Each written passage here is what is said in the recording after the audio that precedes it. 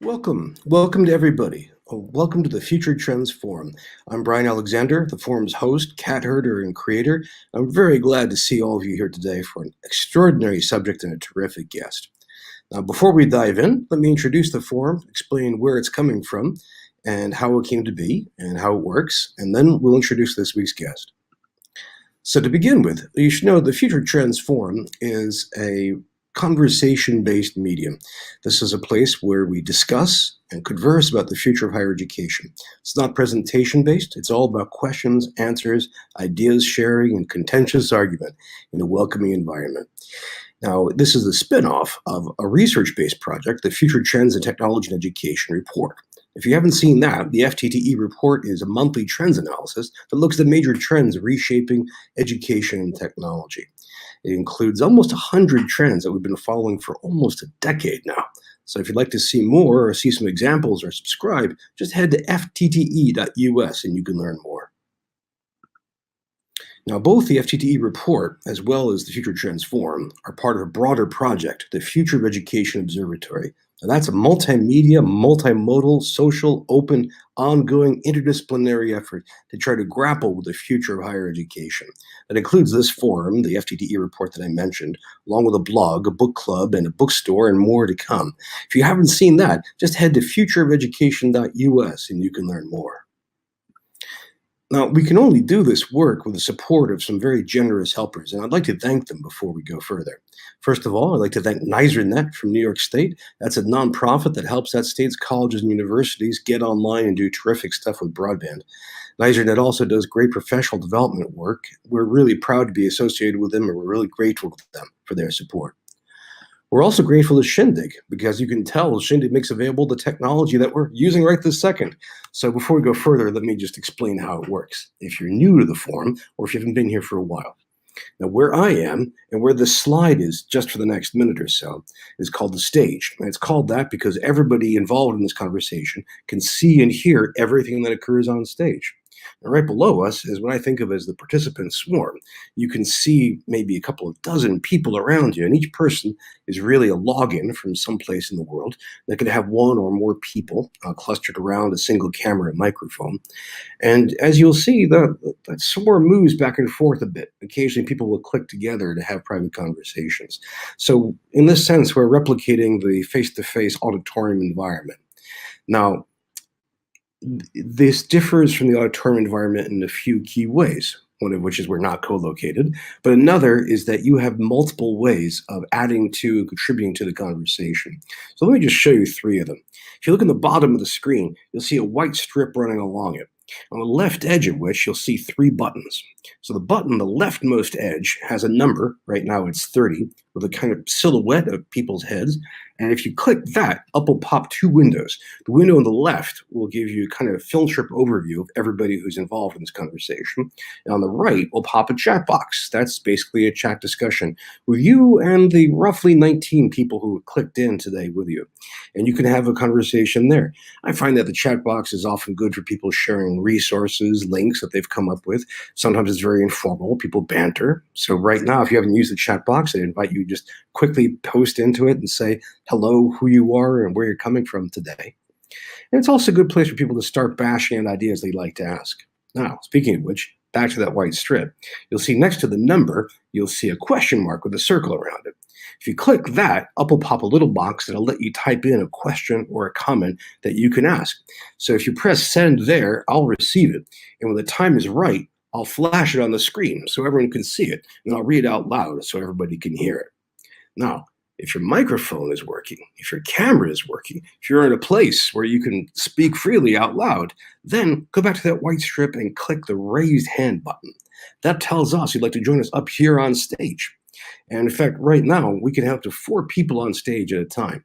So there can be myself, our guest, and up to 2 of you. You're like a pop-up panel. It's really easy to do. It's faster to do than it was for me to describe. So the video option is there. The question mark there is, the chat box is also there. And if that's not enough, you can head over to Twitter and just use the hashtag FTTE. And that's another place where people ask questions and paste comments throughout the session. So Those are all multiple ways of contributing to the conversation. If you're new to it, you'll see how it goes. It flows really smoothly. We're really grateful to Shindig for making the technology available. And before we move on, let me thank as well our supporters on Patreon. If you haven't seen this, Patreon's a crowdfunding site like Kickstarter or GoFundMe, which lets you collaboratively fund a creative project underway. In this case, the project is our exploration of the future of higher education. And people can contribute as little as $1 a month just to keep the lights on and the machines humming. And you can see here from this slide, these are people who are kind of super supporters. And we're really grateful to them, folks like Ginny Kimhan, Paul McConaughey, Bob Johnson, Chris Lott, Matthew Henry, Corey S. Fantastic people. We're really grateful to them. And by them, there's more than 110 of them. Join them if you can. Just go to patreon.com/Brian Alexander. So that's how we get all of this going. That's the purpose of the forum. That's how we set it up. That's where it came from. That's how we support it. So that's the background. Now for the foreground. Let me introduce this week's guest. I'm absolutely delighted to welcome Professor Gina Garcia. She's a professor at the University of Pittsburgh and the author of a brand new book on becoming Hispanic-serving institutions. She is a leading expert on Hispanic-serving higher education, and there's a topic that we've been meaning to dive into in greater detail. And there's the book. Welcome, Professor Garcia. There you go. Greetings. Thank you so much for joining us today. I really appreciate it. Thank you for having me. Excellent, excellent. Where are you today? Are you in your office in Pittsburgh? I'm in my home office in Pittsburgh, yes. Understood, understood. Well, I'm glad to see you. I'm really appreciating of your time. And friends, I'm just going to begin with a couple of very basic questions. And I have hundreds of questions in mind to ask, but the key thing is for you to ask your questions. So as we go, as I badger poor Professor Garcia, and as she answers from her work, please feel free to share your questions as well as your thoughts based on your own experience. So just to begin with, let me ask a very introductory question, which is, what does the rest of 2019 look like for you? Are you going to be teaching classes this summer, or do you have a full deck this fall? Are you working on a new book? What's uppermost in Professor Garcia's life? Well, it is my summer, and I'm lucky that the University of Pittsburgh has 8-month academic years. So we have 4-month summers. Whoa. So that is, yeah, and very few places have that. So yeah, my summer started May 1st, which is awesome. And maybe one of the reasons why I'm able to write so much, because people often ask, like, how do you stay writing? I do get to block out my summers, which I'm fortunate to have that at Pitt. So definitely shout out to Pitt for that. So yeah, so I'm officially on summer. I am not teaching. I'm in transition from assistant professor to associate professor because I did get tenure this year. Yeah. Is there like waving or like some kind of clapping applause button? But yeah, let's applaud that. That's the good one. So I'm in transition, and people are constantly asking, like, what now? And I feel like I am definitely in like a dreamy sort of state, like of what I want to dream up next.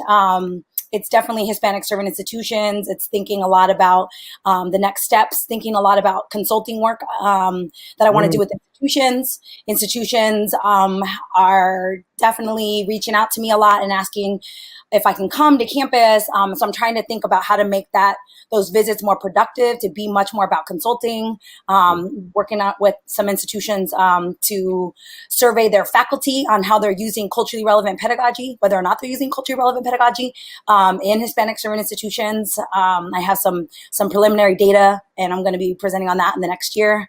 And yes, I'm working on another book, and the book is actually edited, and it's with 16 different, it'll be 16 different chapters, and they're actually Title V, mostly Title V, also Title III HSI program directors, and they are writing the chapters.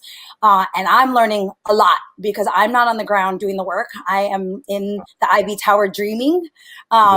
That's how I like to think about it. I get to dream and I get to think big about what servingness looks like, but they have to do it. And that's the hard work. And I've done it. I've implemented HSI grants, and it's the hard work to actually do the day-to-day implementation of what it means to serve. So I'm learning with these project directors, program directors on the ground with the book. So that's what I'm spending a lot of my summer doing.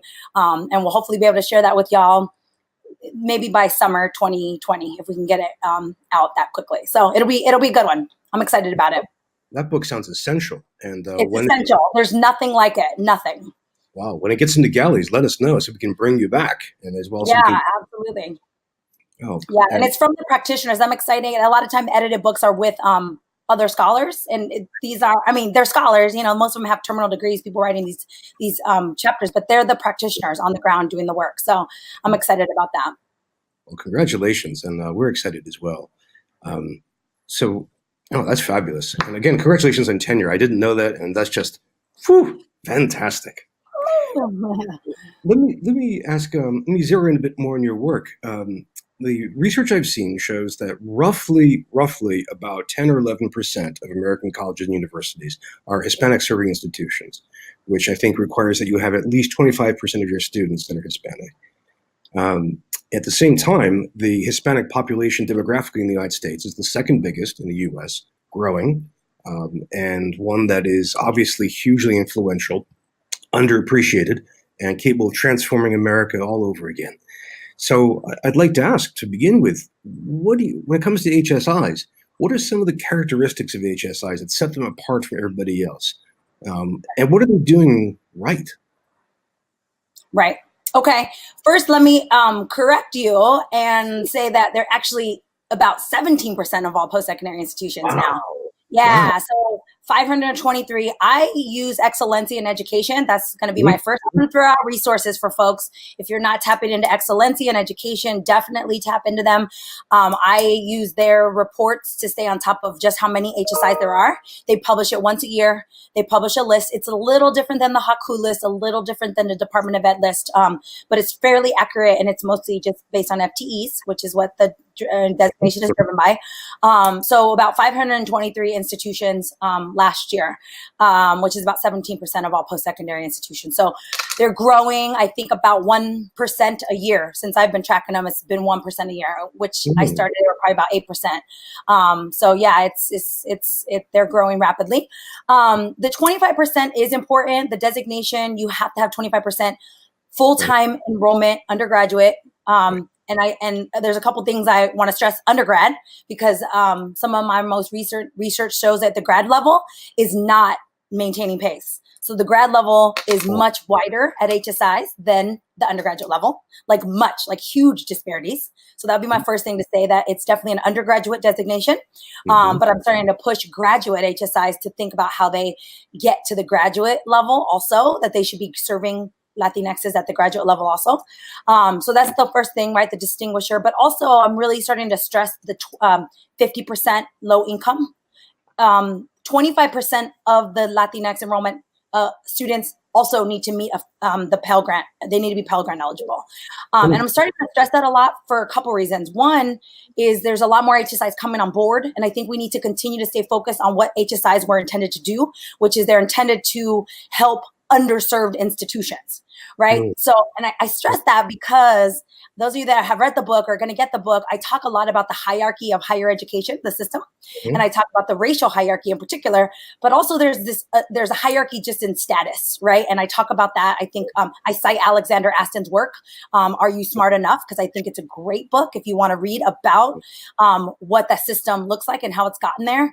But those institutions that are much more well-resourced and that are much more selective and elite are becoming HSIs. And I struggle with that because I don't think they necessarily need as much support from the federal government as community colleges, broad access institutions, under-resourced institutions. Not to say they shouldn't be HSIs, not to say they shouldn't be serving Latinxes, not to say any of that, but just I think we need to be really critical about the increasing hierarchy of HSIs, right? And that remember that the HSI designation really is intended to serve underserved institutions. And there's a lot of underserved institutions because they're serving underserved students. So we need to support the institutions to serve the underserved students, right? Which are your racially minoritized students, your low-income students, undocumented students, first-generation students, homeless students, hungry students, those kind of students. So we need to support the institutions that are supporting those students. So I think that that kind of answers your second question, which is what sets them apart. Although they're starting to not be set apart by that, right? My answer, I guess, kind of gets to that. HSIs are really starting to reflect the entire system, which is that they represent all institutions, including the most elite institutions, right? I think the best example is the University of California system. Almost all, maybe 6 out of the 10, I think, maybe 7 even out of the 10 UCs are now HSIs. But they're also the most elective institutions in the country. Well, at least UCLA and Berkeley for sure, top public research institutions in the country. And so, we need to remember what really sets HSIs apart is the undergraduate enrollment, compositionally diverse undergraduate enrollment, and also the low income status of students. That's the basic definition. So. Well, thank you. Thank you. So, are most HSIs public? Majority. They're about 70%, if I can remember off the top of my head, and about 30% are private. So much more public. I think the more division is like equal division, equal split is 4-year versus 2-year. They're about 50-50. It fluctuates like 48-52. So about half are 4-year, half are 2-year. And then, definitely a bigger percentage are public. Oh, this is enormous. I have a couple of questions that have come in, and friends, please, again, if you're new to the forum or if you're new to the Shindig technology, just go to that white strip on the bottom of the screen and click either that raised hand if you want to join us on stage, or click the question mark if you have a question you want to fling in. We asked people for questions we asked people who couldn't be here, and we asked them for questions ahead of time. And some people, let's see, one asked. This is from St. Edward's University in Texas, from the excellent Jack Musselman. And he asks, if Hispanic students are not in specific programs explicitly targeting them, designed to uplift them, what else can colleges do to help them succeed? He goes on to say that his university has terrific success with such programs, but they're expensive because they're very labor intensive. So if students aren't in those programs, what are the best programs to help them succeed? Yeah. So I will say I'm an organizational theorist, and a lot of my work is driven by organizational theory. And I say that because a lot of the work that I'm doing is around transforming institutions, right? I don't believe in the one program model, right? I think they're necessary. I think they're good. What I think we need to start doing is figure out how to scale those up. And I think that's hard, right? And that's what grant money is really supposed to do, is you create the small programs, you test them, you assess them, and then you scale them up, right, if they work. An example is EOP program, right? And I've written about this, that at an institution I worked with, their EOP program was working so well with low income first generation students that they scaled it up. And the way they did that is they took it from a one-stop shop to all of the colleges having it, right? So they had 8 academic colleges, and all the academic colleges have an EOP office, an EOP director, and EOP advisors, right? And so that's how you take something that works and scale it up, right? Does it take money? Absolutely. Does it take commitment? Absolutely. But I think when we find things that work, because we know things work, there's definitely things that work. We need to scale them up from like Band-Aids, right? I call those Band-Aids on big things that need operations. And perform the operation, right? Like we know what the anecdote is to go ahead and scale it up, right? And so I think that's what we need to start thinking is organizationally, how do we transform the entire institution, right? So all my work is really around that. I don't push one-off programs. I push everybody.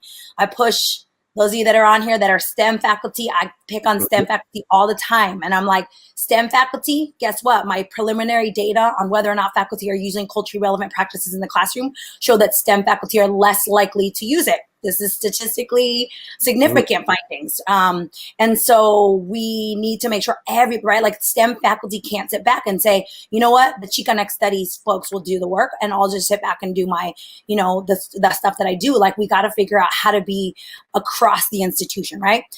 So STEM has to do it. Humanities has got to do it. Social sciences has got to do it. The professional schools have got to do it.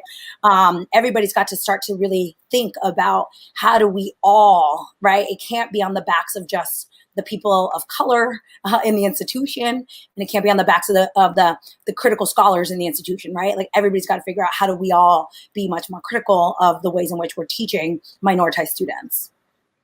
That's a terrific answer. And thank you, Jack, for the great question. If I could just, one point, in case not everybody's familiar, EOP programs are equal opportunity programs. What do you like about them? What works for them? I think EOP has sort of mastered the very hands-on type of advising and support for students, right? EOP programs, those of you that have interacted with EOP programs, and they look different state by state, right? But they're really, they're really federally, funded programs, and they've been defunded in some places. And, there's been a lot of contentious sort of issues with EOP, but EOP continues to be strong in many places.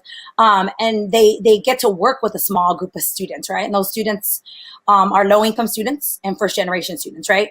Which also tend to be students of color, right? But it's low income and first gen is usually the focus.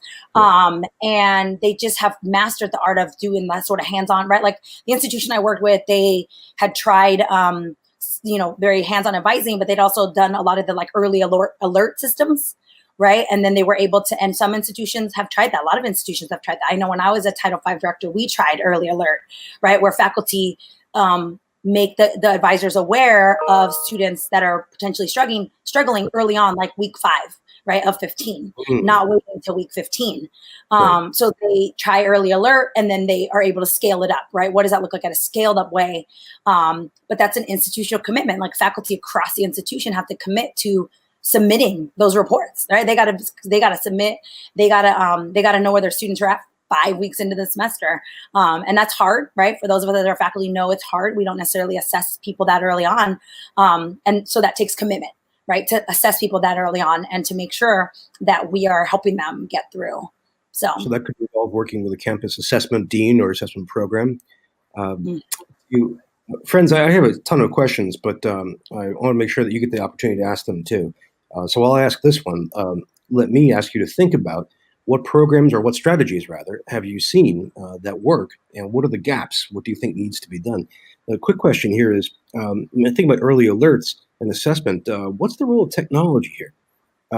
For example, a lot of research shows that most minority populations in the United States are much more likely to use cell phones, to use them more often, and to use them more stuff than white people and also Asians.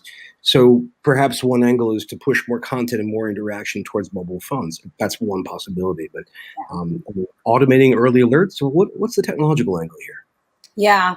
I think with technology, we have to be careful. And I'm going to draw on some of this work that I'm working with these campuses, right, with this edited book. So first, I will talk a little bit about work that my own colleague is doing, Lindsay Page, over here at the University of Pittsburgh with Summer Melt, this idea that students don't ever actually make it to campus, right? And that's a big issue, right? That they don't actually, they don't matriculate, right? They get accepted, and then somewhere along the way in the summer, they don't apply for financial aid, they don't register, they don't whatever, and they melt.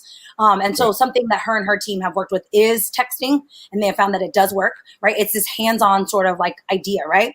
Now, where I'll draw from one of the chapters I was just reviewing this past week, it was focused on an institution that has implemented a family orientation, an orientation, a pre-matriculation orientation, and family is invited, right? So it's not just family, students also. And they talked about how they called people, they texted people, but they actually felt like there still needed to be that like that in the mail thing. And that was partially because of the families, right? So it's like, you don't want to forget that also Latinx students are likely to, definitely engage their family. We know from research by my colleague at UC Davis, Dr. Marcela Cuellar, her most recent research coming out of the American Journal of Education shows that students who want to stay close to home, Latinx students who want to stay close to home, and those who engage with their families in the college going process are more likely to go to HSIs, right? So those students are going to continue to be engaged with their families for a lot of reasons.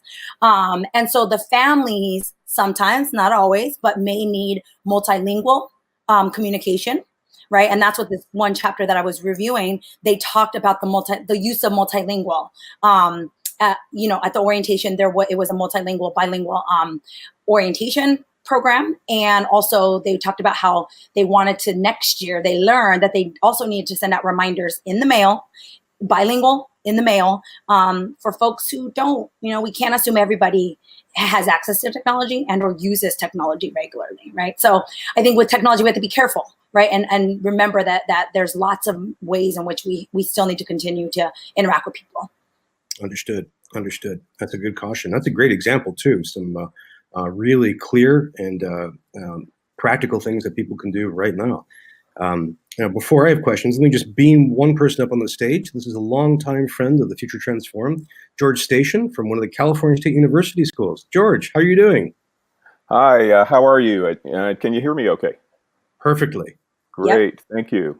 So I've got, I hope, what are a couple of interrelated questions based on what you were talking about earlier with one's kind of EOP related, but I'm going to save that one. I think it's in a way a bigger question, that intersection of HSI status and maybe other related issues, such as the presence of ethnic studies curricula on campus. They don't always have huge stature on campus, but we know that all of these things are interrelated. Like, do you really want Hispanic/Latinx students on campus or not? How do you treat them once they get there, et cetera? Or are you there, or, especially with maybe the upper tier universities, you want HSI status because there's federal funds involved, as opposed to, I'm going to say the Cal State system is maybe a little bit more altruistic, although we like federal money too. Yes, and y'all are good at getting it. Well, we've been one for a while. Our demographic for Cal State Monterey Bay is about, hovers around 41-42% Latino students. So we can bring students in. We're pretty good about graduating them as well. We have an ethnic studies challenge at the moment. I'm going to just leave it right there for our campus, even though the system itself does pretty well. So I wonder about your thoughts on being an HSI and all these other things that go into saying that minority or minoritized students really are welcome. Yeah. Okay, so I did hear a question about ethnic studies, so I'll address that first. Because I'm definitely a big proponent of ethnic studies. People who hear me talk know I always give my positionality statement, and I always talk about how I'm a product of Chicana studies, right, at Cal State Northridge. I'm a Cal State alum, which is why I do this work with so much passion, because I am a product of an HSI. And so I talk about that often because people think I'm sitting over here in the Ivy Tower at the whitest institution ever, or one of the whitest institutions ever, doing this work. And it's not from that, right? It really does come from my heart, because I am a product of an HSI and of the Cal State system. And so I talk about Chicana studies a lot. I talk about even some of my own work. I draw on decolonizing, decolonial theory, right? And what that looks like. And a lot of that comes from my training in Chicano studies. And so I think the role of ethnic studies is huge. And I've published that same article that I talk about EOP. I talk about Chicano studies and the role of ethnic studies, but I am often cautious because I don't want to put this work on the backs of ethnic studies, right? Like it can't be in one department. And so I'm very careful about that, about saying, yes, those programs matter. We need the curriculum, particularly at someone who's at an institution that doesn't have Latinx studies. I know how powerful it is, right? And I see my Latino students wanting it, right? They want it so bad. And we have Latin American studies, but it's not the same, right? It's not the same as Latino studies, right? Like domestic, ideas, right? And so I definitely value ethnic studies. I think HSIs definitely should continue to value those types of programs, but we got to be careful not to put the work on the backs of those folks, right? And that's what's traditionally happened, right? Is that we just assume those folks are going to do all the work.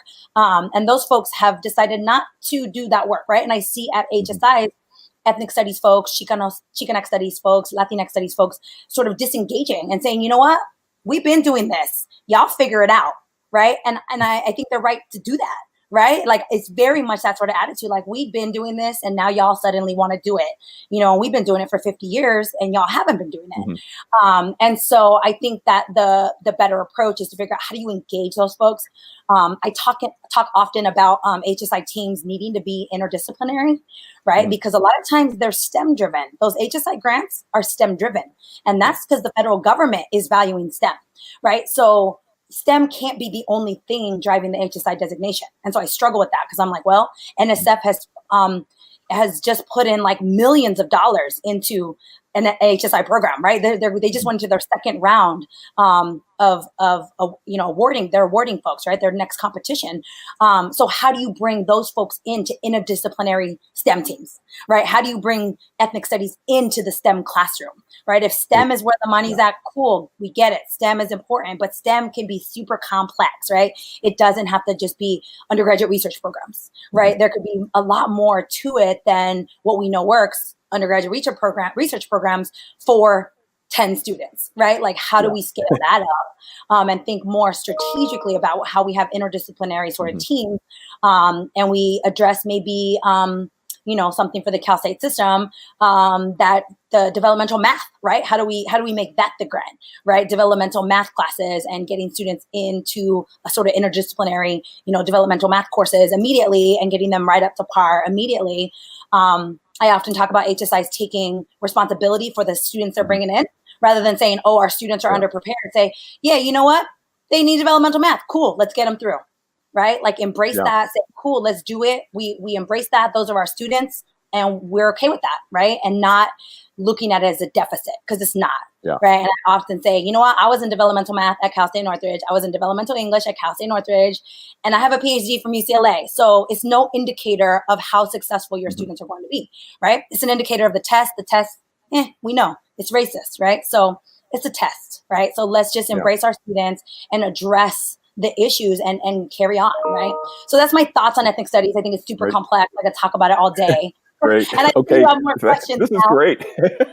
this is great because we literally could do this bit all day, but it does maybe segue to my other question, amazingly, which is about what you were saying about EOP scaling up and the example you gave where EOP actually literally scaled up across colleges as opposed to being a single program on campus. So we're still a smaller campus, but that doesn't mean it can't happen on our campus because we are kind of, in one sense, about scaling up institutionally and then bringing in students to fill. So it brings that concept of where does the money go, as we are, because we're a public state university. And so is it going to go into expanding staff and administrators and setting up programs and having that framework there?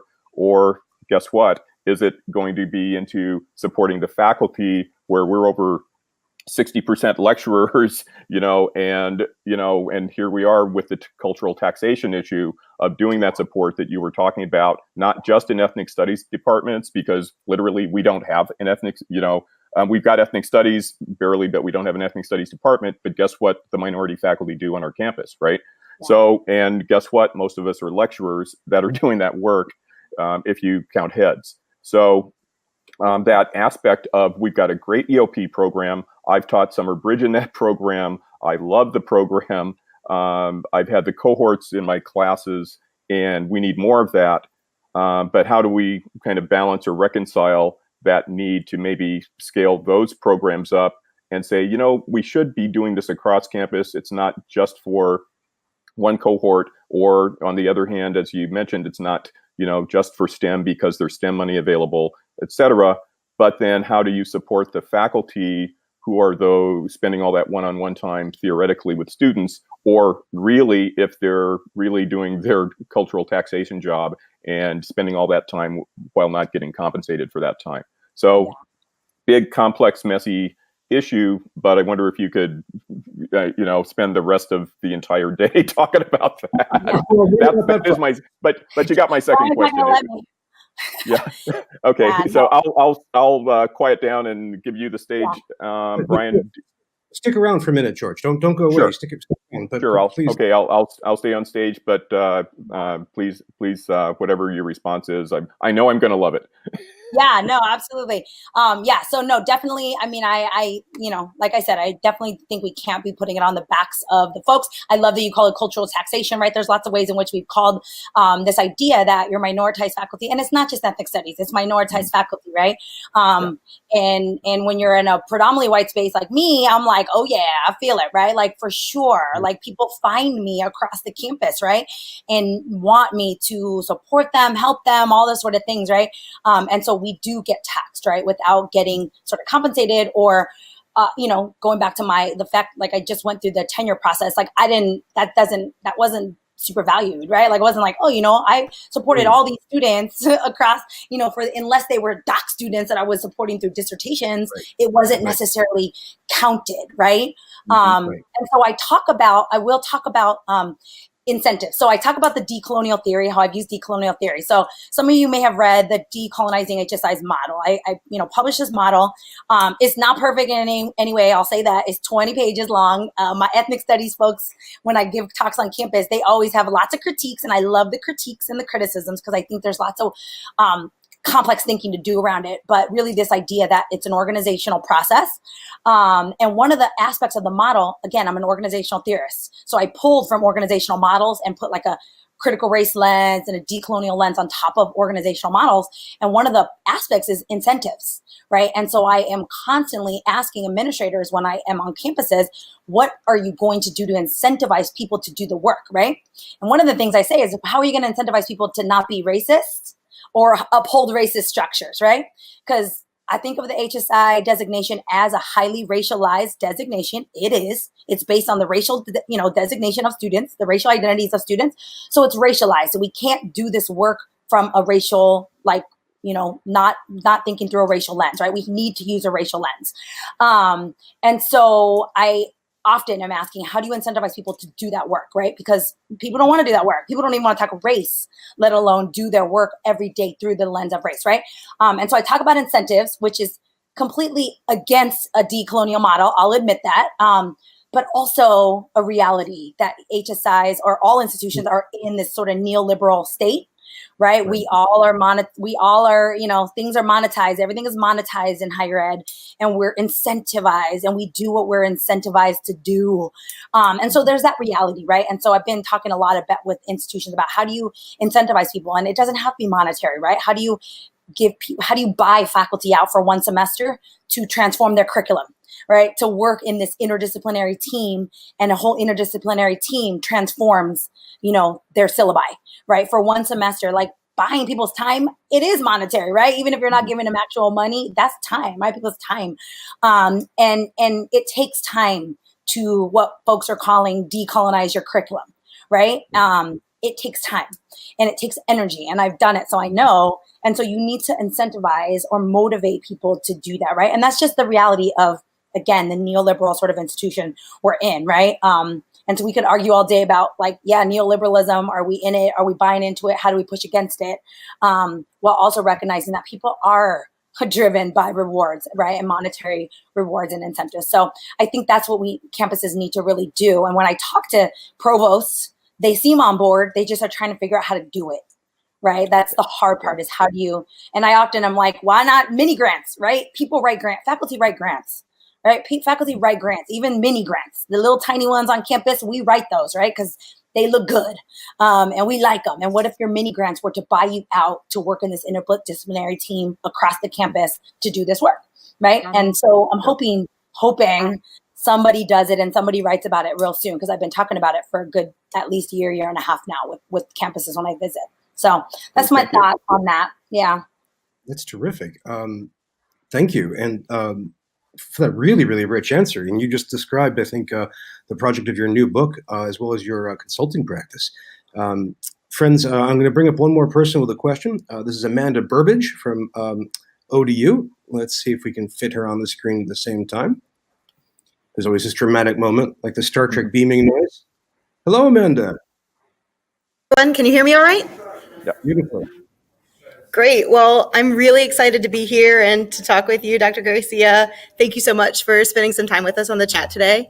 My question is, I would love to hear your thoughts, especially given what you've just shared about incentivizing these cultural changes and they take so long. And I'm curious in how we can better use the emerging HSI space as a time to prepare institutions so that they are, I don't know, more effective or better prepared as they become eligible for these HSI Title V grant opportunities.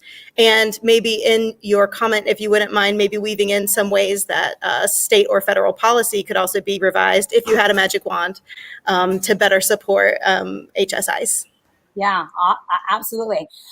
Yes, I think the emerging HSI time is a great time. Actually, I think I call them striving HSIs. Those are before you even hit 15%. Is a good time to start thinking about it, right? And I have actually worked with striving HSIs, which are those that are maybe at 10 to 15% and already realize and recognize the importance of starting to do this work, right, early on. So I think, yeah, any time is a good time. I don't think it's about people chasing money, right? People, there's criticism that like institutions just chase the federal dollars.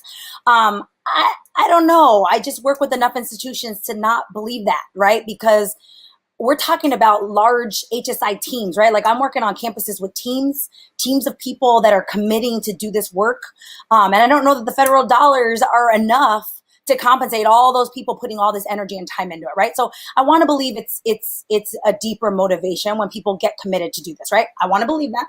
And also the HSI dollars, as important as they are and as significant as they are, they're also, in comparison to an operating budget, not the biggest amount of money ever, right? So it's really not the reason to chase the status, right? Like you should definitely be following or pursuing the HSI status because you really are committed to serving minoritized students, right? Like that's hands down has to be the reason because you are committed to serving racially minoritized students, low-income students.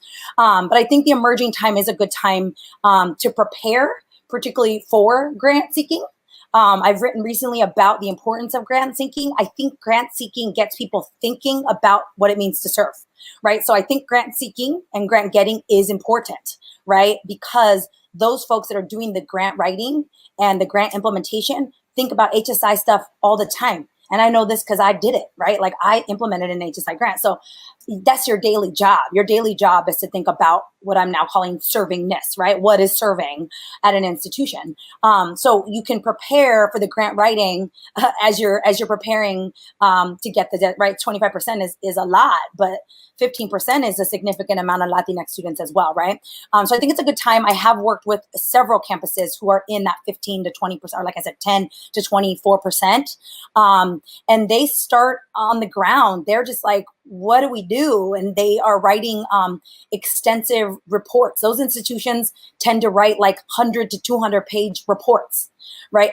HSI reports, right? They're just starting to assess everything that needs to happen. And I think that's a good idea, right? Because folks that are at 25, 30, 40, 50, 60%, some of those folks haven't written extensive 200-page documents that are going to guide their work, right? So I think the strivers, we can learn from the strivers and the emergers because they're thinking about it strategically. They're writing strategic reports. They're putting together teams. I think campuses need to support teams. And by support, I mean, monetarily. Provost office need to be put, and I keep putting it on provost office because I think that's where a lot of this work is happening. Presidents tend to leave it to provosts and give it to provosts. Not that like your, student affairs side of the house shouldn't be also involved, but faculty have a pretty significant role, I think, in the HSI process, right? So provost offices, putting money into teams and supporting teams and, getting teams together, interdisciplinary, multidisciplinary teams across the campus early on is important. For teams, because people have been asking a lot about teams and there are people that are writing about the teams in the book I'm working on and what that process looks like to develop a team. Those teams need to, I can't stress this enough, need to have institutional researchers because your IR people are going to give you all the data. And there's a lot of data to be thought through, right? Like you need to think through your data.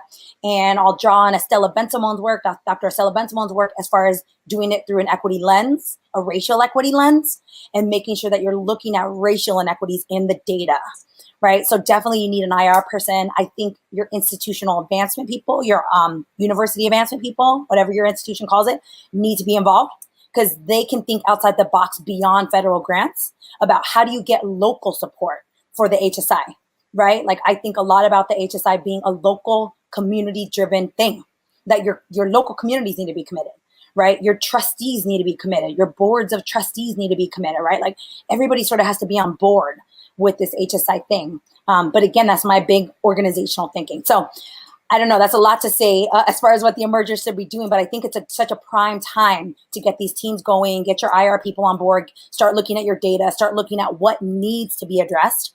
And I will say with my most recent model that I'm working through is like not just academic outcomes, but also non-academic outcomes like civic engagement, critical consciousness, social justice orientation, those sort of things we're starting to really write about in the HSI literature. So even thinking in your emerging state, how are you going to assess those things, right? And finally, also experiences, and particularly around racialized experiences, racism. Racism happens on HSIs, microaggressions, those sort of things. How are you going to assess those things and start to address those things, particularly when they happen in the classroom? So those are some things I think emergers can think about. Thank you. Thank you. Amanda, what a great question. And Professor Garcia, what a fantastic, rich answer. Let me just clear some space up here because we have questions just coming out of the woodwork right now. And let me bring up a great friend of the program, the wonderful Roxanne Riskin from Connecticut. She has a question, speaking of teams. Hello, Roxanne. I think you're muted.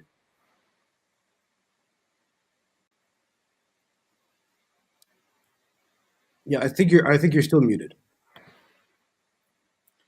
I will say real quick in the chat box, Amanda did post the Excellency in Education's Growing What Works database. I love that database. I was writing an article recently and drew from that database. So definitely access education, Excellency in Education's resources. They have a lot. What does decolonizing curriculum look like in STEM? So my STEM folks, I am relying on y'all to write that, because I don't know. I'm not a STEM faculty person. I'm not a STEM person. And so I talk a lot and I sell ideas, but I don't have the actually nitty gritty nuts and bolts of how to decolonize or create culturally relevant practices in STEM. Now, I will say urban ed scholars are probably doing better than higher ed scholars. So I would say tap into like urban ed literature. That's where I tap into, because in urban ed literature, they're definitely doing work around centering indigenous ways of knowing in STEM, for sure. That work is being done. And also Latinx ways of knowing in STEM. So I would encourage people to look into urban ed literature, like the Journal of Urban Ed, the Journal of Urban Review. Those types of journals have those sort of things happening at the K through 12 level that I think we can learn from. And that's where I often get a lot of my ideas from, is the urban ed literature. Thank you. Thank you. It's a really great answer to a really good question. And speaking of questions, over to the library world. Roxanne. The library world is actively wanting to have information from you on how librarians can impact HSIs and be facilitators. We are hubs of information. What can we do to facilitate faculty engagement? Absolutely. I have so many questions because I love your energy. So many questions, I know. Yeah, no, I think libraries are great. So my undergraduate institution, I talked about Cal State Northridge, they actually, their very first HSI grant was actually a library grant. And I love that. Like, I mean, I learned about that long time ago, right? As I really got early into this work. And their first grant was, I'm pretty sure it was their first grant, was a grant to increase the holdings in Chicanx studies in the library, right? And they have expanded extensively, right? Their holdings for Chicanx studies, which obviously supported Chicanx studies, right? And so I think that libraries can do a lot. Like, you know, when I first learned about that grant, I was like, what? The library got the grant? Let me learn about this, right? I want to know, but I think you're right. Librarians have access to knowledge constantly. One thing I think I've been thinking a lot about is how knowledge is, how we get knowledge, right? Access to knowledge. I think people don't have access to knowledge. And I know that because people reach out to me all the time and they ask me to send them my articles because they can't access it, right? So those of us that sit in research universities, we have access to all the knowledge in the world, right? There is a hierarchy to knowledge access. We know that, right? And so I have access to all the knowledge I want. My librarians can find it. They figure it out. They will pay for it. They got my book on ebook, right? Like they are on top of it because they have the resources, right? We're at a research institution. Yeah. Now, all institutions don't have that, right? So I've been thinking a lot about how do librarians or libraries really at HSIs even just help folks to be more, access to the knowledge that's being written, because a lot of us are writing a lot about HSIs, right? So we need to think better about how do we make that knowledge more accessible, right? And I think librarians could play a role in that, right? And I have a little segue with that. In Connecticut, where I live, we have the community college. How will we bridge that and that information gap to bring students in the HSIs from the 2-year to the 4-year? Yeah, absolutely. And so I think there's so much work to do there, right? That like, there's probably needs to be more cross-institutional collaborations, right? With community colleges who maybe that's where the gap probably is, right? In knowledge access, with your comprehensive universities and with your research universities in your state to do some of that, like access, creating more access to knowledge, particularly around these sort of things I'm talking about. And even, to get back to the question I just answered about like, having access to like urban ed literature, stuff like that, so that folks can start to do this work, right, within their own classroom settings. So I think we definitely need to think more about access to knowledge for everybody.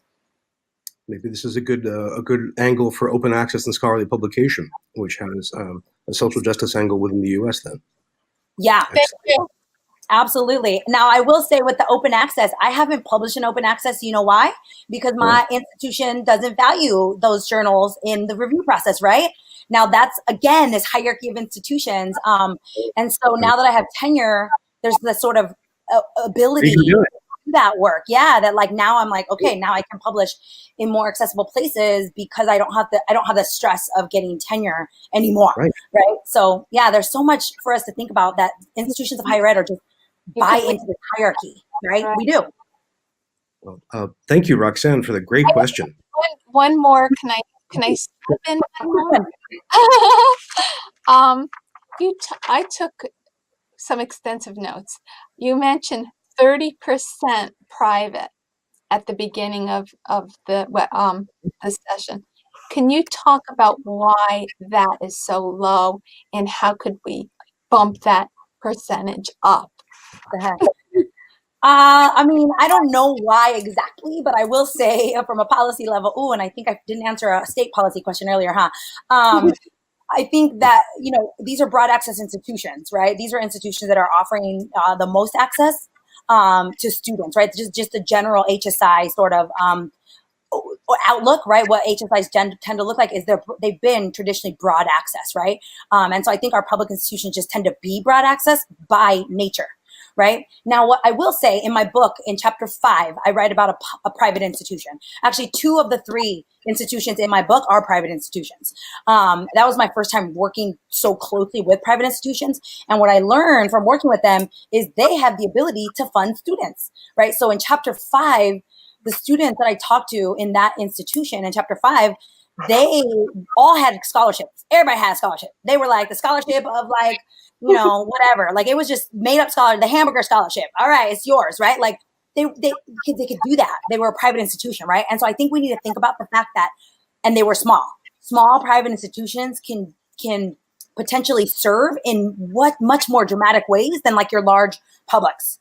Right. And so again, this hierarchy of like, who's going to be able to do this work? There's tensions in that, right? Like I know the Cal State system very well.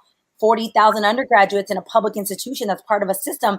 It's going to look very, very different than a single, private institution that enrolls 2,000 students, right? Although I will say that institution wasn't thinking about serving this at all, right? They were completely race neutral in their work. And so private institutions need to be better about that because I think they could do really great work around what serving this looks like. Good follow-up question, Roxanne. Thank you so much. Thank you. Thank you so much. We have a couple of questions that came in from a few other people. I just want to bring these up. Let's see, from Megan McQuiggan. Let me just put this actually on the screen so everyone can see it. She asked, as a Pitt alum, hail the Pitt. I'm curious about how you're implementing these practices on your own campus. What is Pitt doing to better serve Hispanic students? That's funny. So me as an individual person, I'm doing my own work. Last year, so I am the advisor to the Latino Student Association. They're a brand new association, 1 year old, and they sought me out again. That's that cultural taxation work we're talking about. That they sought me out, they found me, and they were like, people have said you're the best person to be our advisor, and I'm like, yeah, I am. I'm glad you found me. Let's do this, right? And so I advised them, and one of the first programs we implemented was Hispanic Heritage Month. There was no Hispanic Heritage Month at Pitt. Okay, so 2018 was our first year ever of doing like a comprehensive calendar to recognize Hispanic Heritage Month, which is a national thing, right? But Pitt had never done it. So I think just being here, I'm an agitator, I'm a disruptor, and I'm starting to do, some of that agitation. But people are also starting to reach out to me. And so I think white institutions, Pitt and other white institutions can learn a lot, right? Because folks are reaching out to me. They're like, Gina, what do we need to do? And I'm like, you need to transform your entire institutional structures. Don't start recruiting Latino students until you have the curriculum, until you have the faculty, until you have the programs, until you have a Latino resource center, right? Like until you have all these things in place, right? Don't start egregiously recruiting Latino students and then bringing them to a place that can't support them, right? So I think white institutions can learn a lot. And so I'm lucky to be able to get to do that work on my campus because people are starting to reach out and really ask me, like, what do we do, Gina? How are we going to do this work? So that's my quick answer to the Hail to Pitt person. I struggle with that one still, but here I am 6 years in, so I'm still here. That's good. And there for a long time to come. We have another question, and this is a technology question coming from Ben Helland, who asks, along the lines of technology, what's been the effectiveness and or acceptance of online-based education in this population? That's a good question. I don't know any research around online education at all. Like that's definitely not an area I have spent a lot of time with. If I think about the book, the 16 chapters, none of them are addressing online education. I think there's definitely some work to be done there, right? Obviously that we need to think about that because some of these institutions are moving towards online education as a good, thing for students, but I can't say there's any research off the top of my head. And I know a lot of HSI research that gets at any of the online education. So I think there's a huge gap. Right, as far as knowledge gaps, HSI, there's a lot of knowledge gaps at HSIs, and so no, I don't have a lot of resources on that one. Well, but Excellency in Education, in that Growing What Works, I would encourage you to go to the Growing What Works. They have probably several hundred programs in there. I bet you at least one is about online education. So I'd encourage you to spend some time looking into their stuff. Well, that's thank you, and I appreciate your candor on that. And already on Twitter, I've done a shout out to Excellencia. We had a follow-up question from Christopher Dobson, who asks, what have you identified as critical student success services for Hispanic-serving programs institutions? Critical, wait, can you put it back up? Critical, what was the rest of it? Critical student success services. Student success services. Yeah, or assistive technology.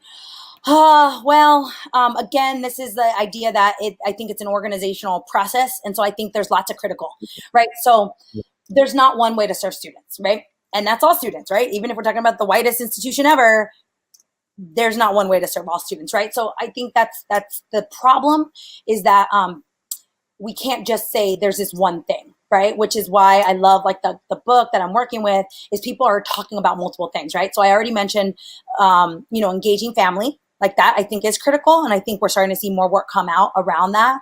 I think a lot of the more hands-on sort of advising, which I talk about in the book, that's chapter 5 also, advising is a critical, piece to definitely supporting students. I think a reality of higher ed is financially supporting students in whatever way that means. I think HSIs really need to think a lot about the growing talks around food insecurities and housing insecurities, because that's going to affect HSIs, or it is affecting HSIs. I shouldn't say going to, it is affecting HSIs. Probably at much, we don't have good data to compare to, non-HSIs, but likely you have a higher housing insecure and food insecure population at HSI simply because they're also higher low income, right? So I think institutions need to be thinking about that very critically. institutions are starting to, open up like lots where people can set up tents or they can sleep in their car without being harassed by police. I mean, that's where people are going, right? And that's the reality. And that's happening big time in California, right? Because California is a very high place, cost of living. And so I think HSIs, as far as necessary, is like we could get at a basic Maslow's hierarchy, right? Housing and food are basic needs, right? Like they don't need critical pedagogy in the classroom if they're hungry, right? And this is, again, tapping into urban ed literature. Urban ed literature has been talking about that for a long time too. Like if kids of color are hungry, Black kids in low income communities are hungry, yeah, they can't really learn, right? There's nothing you can do to engage a hungry child who's also grumpy and unengaged, right? So I think at a basic level, some of the really, necessary support systems, we have to think about really the reality of the students that are coming in. And again, not looking at students as deficit. Those aren't deficit, those are realities, right? So how do we address those sort of things? While also doing the critical pedagogy and critical curriculum transformations, but also just basic needs. Which goes back to one of a previous guest, the awesome Sarah Goldrick-Rab, who does fantastic work on supporting students beyond tuition. Professor Garcia, I have to say, I have to apologize because we are at the top of the hour again, which means we have run completely out of time. And I feel terrible because you have been a fountain of ideas and suggestions and so much energy about this crucial issue. I want to thank you so much and then ask, what's the best way for everyone to keep up with you and your work? Twitter. I'm definitely big on Twitter. Those of you that aren't following me on Twitter, please follow me on Twitter. If you don't do social media, you can email me. Feel free to email me, ggarcia@pitt.edu. I do consulting. I do, talks and whatnot, but I'm definitely moving towards more consulting work because I think long-term engagement with folks is more important than like a one-time public lecture, right? Public lectures are fun. I love them. I'm doing book talks now. Feel free to reach out and I'm happy to come to your campus and do a book talk, but also longer-term engagement around like consulting type of work with institutions to think more critically about the organizational structures and what needs to happen. So reach out, ggarcia@Pitt, or follow me on Twitter and DM me.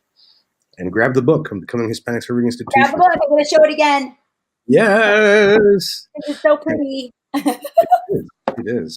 And once again, thank you so much. This has been a real, real pleasure. Thank you. And we'll be in touch with more. Awesome. Thank you for having me. Bye, everybody. Bye-bye. Now, everyone, don't leave yet because we have a bit more knowledge, a bit more information about next week. And I'll make sure that you get to see it. So next week, we're going to shift to the topic of mental health on campus. And we'll be in the very, very good hands of Lee Keys, who is not only a lifelong counselor, but the author of a new book on delivering college mental health. So join us next week for that. Now, meanwhile, our book club is continuing to work further and further into the age of surveillance capitalism. And the picture is getting darker, more challenging, and more exciting. So please join us on the book club. Make sure you follow us on the blog for that. If you'd like to grab that book or Professor Garcia's book, head to our bookstore, which is crammed with the books on the future of education. And if you want to keep the conversation going, we have so many social media angles, it's ridiculous. There's a Future Transform group on Slack, on LinkedIn, on Facebook. We have continuous discussions on Twitter. Join us and follow us. In the meantime, thank you all for your great participation. Thank you for your great questions. We'll see you next time. Bye-bye.